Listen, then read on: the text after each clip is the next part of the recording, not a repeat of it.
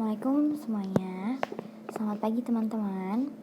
Pada kesempatan kali ini, izinkan saya untuk memperkenalkan diri. Nama saya Sabrina Hairunisa dari Fakultas Public Relation Universitas Mercu Buana. Pada kesempatan di kali ini, saya akan membahas tentang rancangan sederhana media digital dalam mata kuliah Dasar-Dasar Komunikasi Digital dengan dosen pengampus Ibu Rizky Oktarina Costa, M.I.Com. Baik, pertama-tama sebelum kita memulai pembahasan ini, ada beberapa judul-judul bahasan yang akan saya bahas di kesempatan kali ini. Yang pertama ada sejarah rancangan media digital, ada pengertian rancangan media digital, tujuan rancangan, dampak dan contohnya, kemudian ada tujuan rancangan media digital pembelajaran, ada studi kasusnya, dan juga ada kelebihan dan kekurangan rancangan media digital sendiri. Pertama-tama, saya mengucapkan puji syukur kehadirat Allah Subhanahu wa Ta'ala, karena dengan limpahan rahmat dan taufik hidayahnya, saya dan partner saya dapat menyelesaikan masalah ini dengan tepat waktu. Baik, saya akan membahas tentang sejarah rancangan media digital. Sebelum adanya media digital ini, untuk melakukan proses belajar mengajar atau untuk mendapatkan suatu informasi dengan cepat itu sangat membutuhkan waktu yang lama. Karena pada zaman dahulu belum ada yang namanya media digital atau seperti platform Google, itu belum ada, dikarenakan zaman dahulu itu masih secara tradisional, di mana orang-orang untuk bisa mencari sesuatu informasi dan komunikasi itu masih dengan cara yang kuno atau dengan cara-cara yang tradisional. Jadi masih belum secepat atau sesingkat pada zaman sekarang. Awal mula rancangan media digital ini diawalin sama peristiwa yang memiliki tujuan untuk mendeklarasikan kemerdekaan Indonesia. Jadi pada awal revolusi pemerintahan itu memandang perlu nih adanya untuk menciptakan simbol sekaligus alat legitimasi negara merdeka berdaulat. Salah satunya itu dengan nama Oyang Republik Indonesia atau ORI. Nah, kemudian dari peristiwa inilah ada muncul rancangan media digital. Lalu media digital ini menggunakan metode kajian sosiohistoris dengan melakukan pendekatan 5W1H, yaitu why, what, where, who, when, dan how. Lalu ditetapkan bahwa web media interaktif akan digunakan sebagai media komunikasi untuk menyampaikan pesan tentang sejarah uang kertas ori di masa revolusi pada zaman dahulu.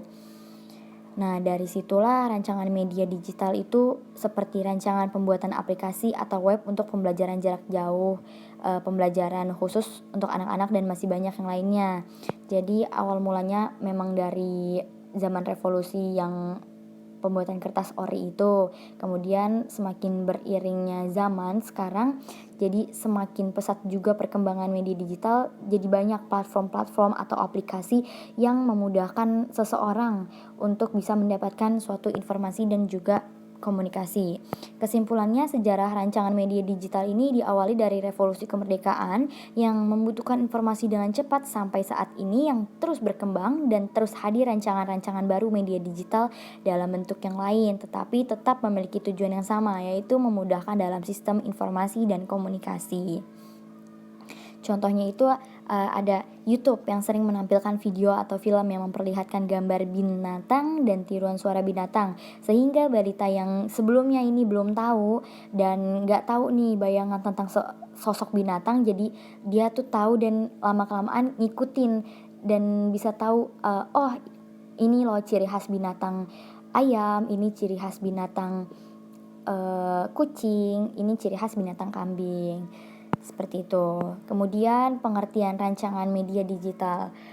Menurut Heinrich and Friends pada tahun 1982 dalam Arsyad tahun 2013, ayat 3 mengemukakan istilah medium sebagai perantara yang menyampaikan informasi antara sumber dan penerima.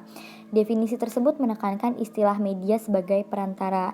Jadi tuh pada awalnya media digital ini dianggap sebagai perantara untuk berkomunikasi antara satu orang dengan yang lainnya. Kemudian di samping itu ada juga menurut ilmuwan Hamid Jojo pada tahun 1993, media ialah semua bentuk perantara yang dipakai orang penyebar ide sehingga gagasan itu sampai kepada penerima. Sedangkan menurut McLuhan memberikan batasan yang intinya bahwa media sarana yang disebut saluran, karena pada hakikatnya media telah memperluas dan memperpanjang kemampuan manusia untuk merasakan, mendengar, dan melihat dalam batas jarak dan waktu tertentu. Kini dengan bantuan media, batas-batas itu hampir menjadi tidak ada. Jadi pada intinya, menurut para ilmuwan dan para ahli sosiologi maupun yang lainnya, kesimpulannya media digital itu adalah sebuah perantara atau sebuah wadah alat yang bisa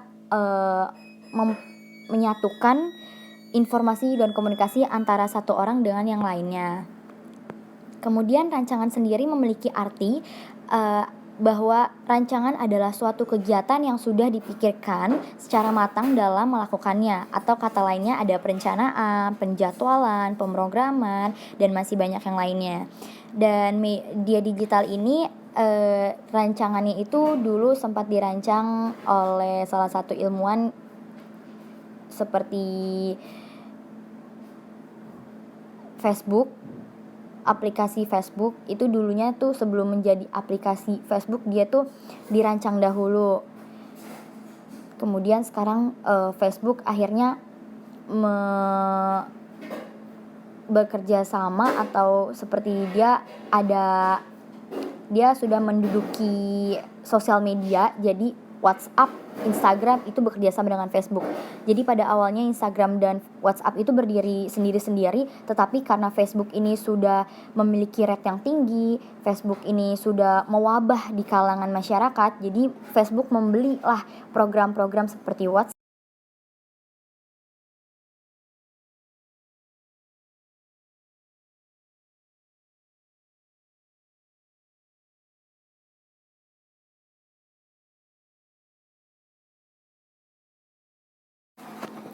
Jadi tujuan rancangan media digital itu sangat banyak sekali, karena tujuannya itu salah satunya memudahkan seseorang yang kurang cepat dalam menangkap suatu materi, karena banyak variasi rancangan media dalam bentuk media kayak pembelajaran berupa animasi, berupa diagram, gambar video, dan ada juga yang membuat suatu program atau rancangan media dalam bentuk pembelajaran seperti dimasukkan nada musik agar orang itu cepat mempelajarinya, atau kayak bisa menjadi sebuah ciri khas dia agar bisa cepat nangkapnya. Itu salah satu tujuan rancangan media digital. Terus contoh lainnya juga tujuannya itu bisa memudahkan pekerjaan seseorang, seperti sekarang ini kan banyak wabah COVID-19 dan orang tidak bisa bertatap muka. Salah satu tujuan dari rancangan media digital ini untuk memudahkan seseorang dalam melakukan pekerjaannya dalam jarak jauh, seperti bisa lewat Zoom, tatap muka, atau rapat dalam Jimit, dan lain-lain. Kemudian dampak dan contoh dari rancangan media digital sendiri ini ada dua, ada dampak positif dan juga ada dampak negatifnya. Dalam dampak positifnya ini menghubungkan orang di seluruh dunia, kemudian penyebaran informasinya yang cepat, sudah jelas, sudah pasti memang sangat cepat. Kemudian ada muncul media sosial yang tadi dikatakan, sosial media ini seperti Facebook, WhatsApp itu menghubungkan antara satu orang dengan yang lainnya. Jadi di situ orang bisa chattingan, bisa direct message, bisa mengenang masa lalunya lewat aplikasi tersebut tanpa tatap muka. Kemudian juga bisa memajukan dunia pendidikan dengan cepat. Jadi kayak seperti sekarang ini karena sedang ada wabah, jadi tidak bisa sekolah atau tatap muka dengan guru dengan siswanya, tetapi tetap ada proses belajar mengajar melalui aplikasi seperti Zoom, seperti Discord, dan juga Google Meet. Kemudian dampak positifnya juga sarana berbagi file. Jadi perkembangan teknologi komunikasi yang sekarang juga memudahkan kita untuk berbagi file, mulai dari musik, video, film, dan juga data-data lainnya. Nanti kita tinggal download aja di internet, kemudian berbagi file dan bisa kita save langsung di handphone kita. Dan nantinya kalau kita butuh, kita bisa mengakses itu kapan saja. Kemudian di samping itu ada dampak negatifnya. Dampak negatifnya ini, kemajuan teknologi komunikasi yang sekarang justru menurunkan semangat juang bagi sebagian orang. Kenapa? Karena segalanya itu terasa mudah. Jadi banyak murid yang misalnya dalam proses belajar mengajar dia hanya copy paste dari internet lalu dia kirim sebagai tugasnya. Itu kan namanya membantu atau mendukung seseorang siswa untuk malas dan juga seperti mengcopyright tulisan orang jadi mengaku-ngaku punya tugas dia gitu. Terus kemudian dalam bidang bisnis, kemajuan teknologi ini juga memicu maraknya cybercrime, kejahatan virtual seperti hacking dan juga carding itu juga banyak merugikan orang. Oleh sebab itu kita harus lebih berhati-hati dalam melakukan transaction online agar tidak terjerumus dalam penipuan. Demikianlah informasi terkait dampak positif dan negatif yang ditimbulkan oleh rancangan teknologi komunikasi saat ini. Kemudian selain itu ada contoh-contoh media digital untuk pembelajaran secara online seperti tatap muka virtual, learning management system. Berikut adalah contoh dalam dunia pendidikan. Selain itu, kelebihan dari penerapan e-learning ini ada banyak sekali. Yang pertama, dapat diakses dengan mudah, biayanya lebih terjangkau. Mengapa biaya lebih terjangkau? Karena tidak perlu membutuhkan ongkos untuk bisa melakukan proses belajar mengajar. Jadi di rumah saja hanya membutuhkan koneksi internet sudah bisa melakukan proses belajar mengajar. Kemudian waktu belajarnya itu lebih fleksibel dan wawasannya yang sudah pasti luas. Karena kan dalam e-learning ini kita bisa mengakses internet kapanpun, dimanapun, dan juga menambah otomatis wawasan kita dengan luas. Tetapi dalam kelebihan itu pasti adanya kekurangan. Kenapa? Kekurangan penerapan e-learning ini keterbatasan akses internet. Di mana jika akses internetnya ini kurang, maka seseorang juga tidak bisa mengakses pembelajaran tersebut atau bisa juga ketinggalan materi seperti itu. Kemudian berkurangnya interaksi dengan pengajar atau social human distance-nya itu kurang. Kemudian kekurangannya juga ada pemahaman terhadap materi. Ada dua tipe orang. Jadi ada orang yang mudah menangkap materi, ada juga yang kurang dalam menangkap materi. Nah, dalam penerapan e-learning ini, untuk orang-orang yang kurang cepat dalam memahami materi ini akan sangat sulit dan juga akan merugikan mereka. Karena mereka tidak bisa langsung mengerti. Mereka hanya bisa memahami terus-terusan walaupun nggak ngerti sebenarnya. Kemudian juga yang terakhir ada minimnya pengawasan dalam belajar. Kurangnya pengawasan dalam melakukan pembelajaran secara daring ini membuat pengguna e-learning kadang kehilangan fokus. Dengan adanya kemudahan akses, beberapa pengguna cenderung menunda-nunda waktu belajar. Kayak misalnya ada tugas di jam sekian, di jam 12, ternyata dia ngerjainnya di jam 11 atau di jam setengah 12. Harusnya dia sudah mengerjakannya di pagi hari di jam mata kuliah tersebut. Kayak misalnya jam kuliahnya jam 8 sampai jam 10 dan pengumpulan terakhir tugasnya di jam 12. Nah, pada jam 8 sampai jam 10 dia tidur, kemudian di jam setengah 12 dia baru menggebu-gebu untuk mengerjakan. Nah, itulah yang maksud minimnya pengawasan dalam belajar. Baik, selanjutnya tujuan rancangan media digital ini seperti yang pertama bisa memberikan pengalaman belajar yang berbeda dan bervariasi sehingga merangsang minat siswa untuk belajar. Yang kedua, dapat menumbuhkan sikap dan keterampilan tertentu dalam bidang teknologi. Yang ketiga, ada menciptakan suatu situasi belajar yang gak mudah dilupakan oleh siswanya, jadi kayak berkesan. Kemudian mewujudkan situasi belajar efektif dan juga memberikan motivasi belajar kepada siswa. Selanjutnya saya akan membahas tentang studi kasus rancangan media digital. Dalam sistem rancangan perkuliahan saat ini, mahasiswa atau mahasiswi tidak dapat melakukan dengan tatap muka karena disebabkan oleh pandemi COVID-19. Pemerintah telah mengeluarkan peraturan di mana semua kegiatan pembelajaran dilakukan secara online. Maka dilakukan dengan Zoom atau Google Meet untuk dilakukan pembelajaran dalam perkuliahan atau daring. Bayu seorang mahasiswa perguruan tinggi yang menggunakan Zoom atau Google Meet untuk mengikuti perkuliahan. Bayu juga menggunakan Zoom dan Google Meet untuk berdiskusi dengan teman-temannya. Dalam hal ini, rancangan media digital dalam pembelajaran sangat membantu Bayu. Mengapa seperti itu? Karena pada saat pandemi seperti ini tidak bisa dilakukan secara tatap muka.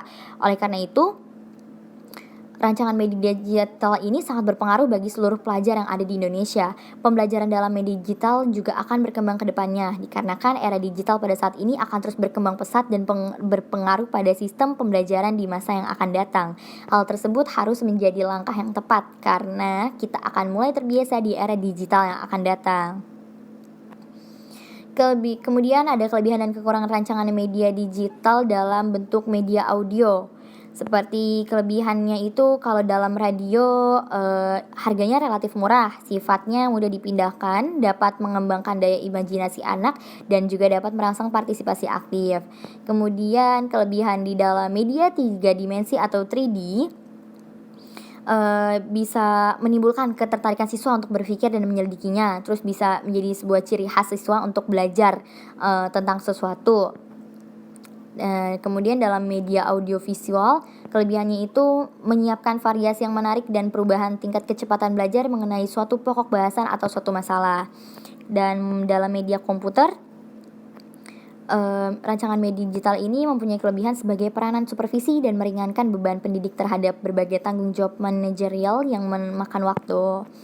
Selain itu, prinsip rancangan media digital memperhatikan beberapa aspek, yaitu visuals, di mana yang arti visuals, visible, mudah dilihat, interesting, menarik, simple, sederhana, useful, isinya berguna atau bermanfaat, accurate, benar atau dapat dipertanggungjawabkan, legitimate, masuk akal atau sah, dan struktur. Dia itu terstruktur.